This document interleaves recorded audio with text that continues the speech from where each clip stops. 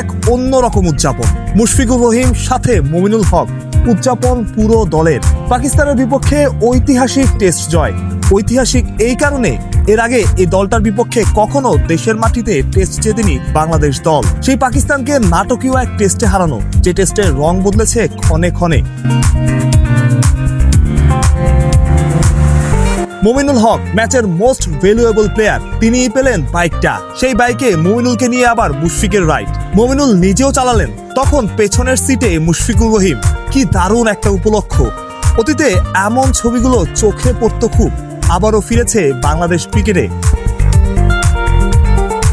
এই বাইকটা বেশ মনে ধরেছে সবারই। তামিম ইকবালও বসলেন মুমিনুলের বাইকে। পুরো মিরপুরে আজ উৎসবের আবহ। উৎসব তো থাকবেই, এমন জয়, তাও টেস্ট ম্যাচে, ভাবা যায়।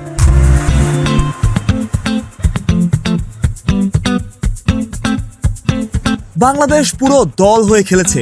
একটা টেস্ট জিততে যা যা করা দরকার সব কিছু করেছে। মুমিনুল হক 2 ইনিংসেই সেঞ্চুরি বঞ্চিত ছিলেন, তবে দিন শেষে বাংলাদেশের জয়, দেশের জয়। নাজমুল হোসেন শান্ত থেকে মুমিনুল হক কিংবা নাহিদ রানা, তাসকিন আহমেদ থেকে শুরু করে এই জয়ে অবদান সবারই। ওই যে শুরুতে বলা, বাংলাদেশ পুরো দল হয়ে খেলেছে।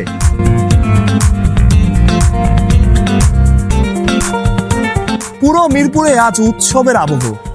মুশফিক বাইক চালিয়ে সেই উৎসবে যেন সামিল হলেন। স্বভাবতই ইন্ট্রোভার্ট মুশফিক এবার যেন একটু আলাদা। এমন জয়ে উদযাপন না করে কি পারা যায়?